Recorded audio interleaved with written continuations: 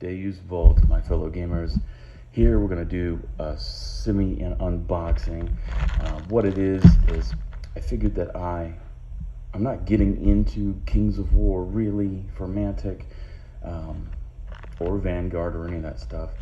But what I want to do is just build another undead army. It's in my blood. I've been doing a bunch of the skirmish, dead zone type stuff with mercs and all that mess. So I figured, I want to just build an undead army. I'm going to put it in display. If at all I ever get some people interested in the local area, maybe I could play some games.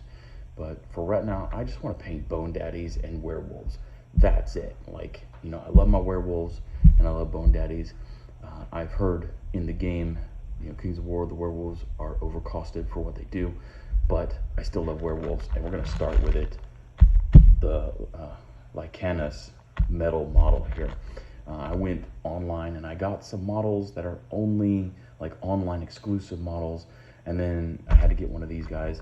I will be doing a undead mega army unboxing. I did purchase one of those, and I've got a box of whites coming and some other bits and bobs. I even have a Kickstarter exclusive, the Tyrant King Blaine as well. He's coming too, and I'm working on getting some more of the Kings of War Blaines as well. I mean, may as well. I've already got some super rare Blaines, and I may as well finish up the collection. Here in a little bit I might get the Dead Zone Blaine, which is really the only Blaine that I'm missing. So here we get 40 mil base, and I love how these things smell. Yeah, laser burnt wood. So dump. This dude is awesome. Back in the Rackham days, I was a big wolf, the Wolfen Army player, and I might do some book viewings. This guy is showing some serious flash already. Yeah, look at that flash right there, right here. Ouch. That stinks. So loads of flash, and all that is a very, very thin piece of metal that is between the mold. I just squeezed out just a little bit there, and all you have to do is just carve that out. It's very, very easy. Oh man, yeah, the mold line on this one, now let me see. Now this is just my box cutter, so I don't want to gouge the metal. Okay, everything is fine. It is not a split mold. What it is a bunch of that flash mess. You saw how easy that was. Okay, that's just flash that's squeezed out through the mold. Okay, we're good. No split molds here. Recently I did a vermin for Dead Zone. It was one of those guards, the hive guards, and he had a split mold, and actually that thing was terrible. I didn't go through a full video of it, and you guys haven't even seen it primed up, but yeah, it took some doing to fix that guy. Anybody that doesn't have 20 plus years of fixing split molds from Games Workshop, because they're notorious for that, yeah, just tell Mantic Games about split molds, and they should send you a decent copy. So this is nice chunky metal, love it. And yeah, that's pretty good. The mold line's not too bad on that guy. And the head of homegirl, yeah, he's having a good time. He's kind of laughing a little bit. On the inside cheek there's some flash as well, so we'll have to carve that out. We don't want that. The tail, pretty righteous. You've got some flash bits here. See that? All you have to do is wiggle that back and forth, and it just snaps right off, and it's perfectly fine. So yeah, pretty nice. Now here, look at that piece of flash. It's like he's holding a brick almost, and it's on the inside of the hand. So that piece of flash is gonna take a little bit of carving, and yeah, when I mean carving, it's more like re-sculpting.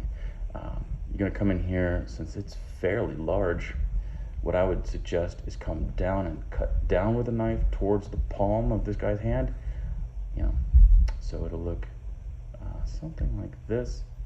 You're gonna cut down and snap that off. You definitely, because this is so big and the fingers here aren't all that robust, you could snap off half the hand with the bending and twisting thing. So you want to keep the hand integral and intact. So just cut down, even if you have to do it in parts, just cut down and make sure you're hitting that palm, not your finger, because you're putting pressure on it. Boom, boom, boom, boom, boom. Maybe even with a piece like this, if you have a jeweler's saw, you could saw straight down, and that would be, I think, a bit nicer. But then you have to go in through the back of the hand and carve out all those fingers all over again. The creases to the fingers, you know, each crease, and the roundness of each finger. So you're gonna have to re-sculpt that. Yeah, that's gonna stink. But beautiful model. I love how it is, how chunky it is. I love metal models anyway.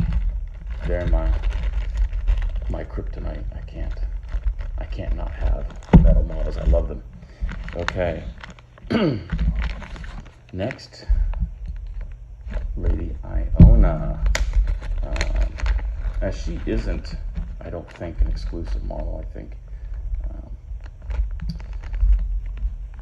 she comes with one of the box sets. I just wanted the model, and they had her available. Now she is a vampire.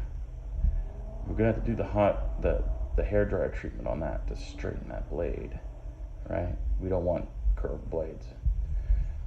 So there she is. These are that rustic garbage, so it's tedious to clean these. But at least, you know, this babe is trying to hack some cheese or something. That tough loaf of bread. This grass stuff, I never liked it. It's a molding thing that they do to make it to where they can get the whole model and get these bit more dynamic poses, and also get a full base on here. But what I'm just gonna do is trim that off with snips, and yeah, she'll be good. Let me see, I don't, okay, good. She has a mold line running down her armor arm there.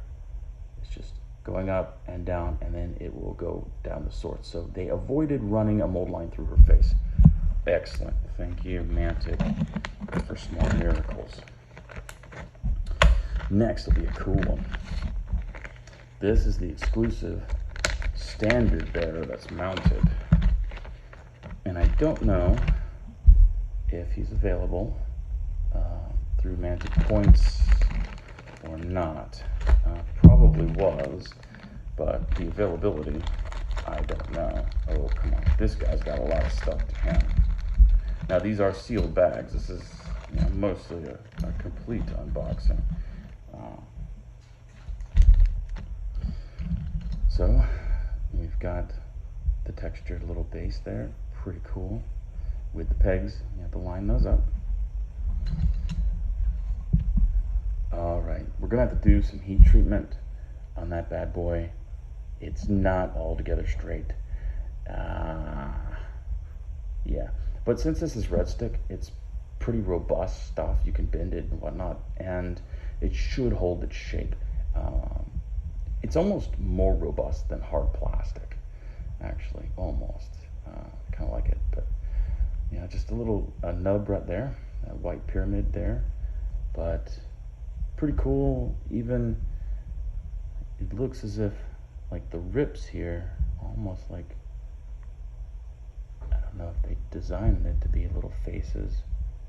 It doesn't look it, but yeah, very tiny little skeleton there.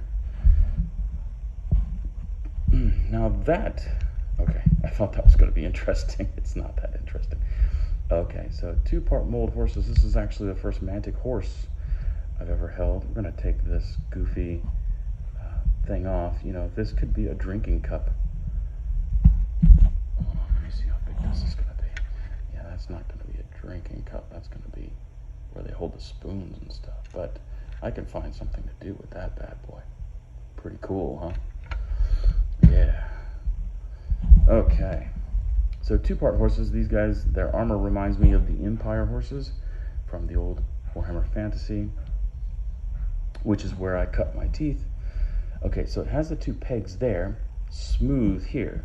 So this is probably a generic horse, a textured base, and you're just gonna put your pegs wherever the heck you can find them.